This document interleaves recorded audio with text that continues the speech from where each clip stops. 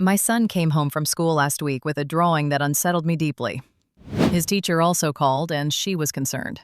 She said the picture was disturbing. The picture showed a woman lying in bed, her eyes wide open, staring blankly, and blood smeared all over the pillow beneath her head. And underneath the drawing, my son had written the simple phrase, "She watches me while I sleep." When I asked him about it, he confidently said that the woman was from the Red House. We don't live near any red house, and never have I tried to dismiss it as a child's imagination.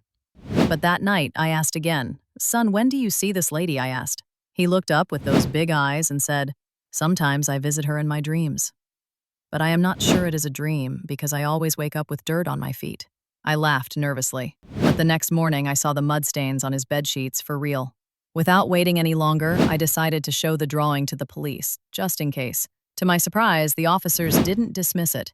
Instead, one officer went pale and quietly pulled out an old missing persons file. The woman in the drawing was Amanda Greer.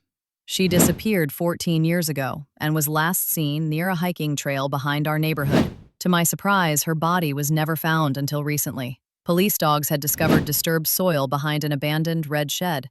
They dug carefully and found Amanda. She was lying exactly as in the drawing my son made, eyes wide open, blood on the pillow. But the most chilling part? Forensics confirmed the burial was recent, no more than 2 weeks ago. Amanda's disappearance wasn't solved 14 years ago. Someone had kept her hidden, alive or dead.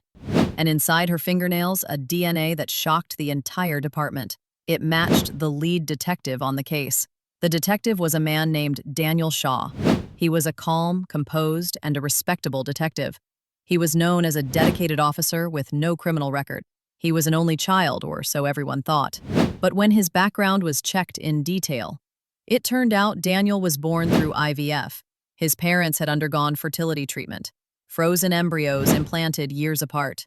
He had a twin brother, 5 months older, raised by another family across the country.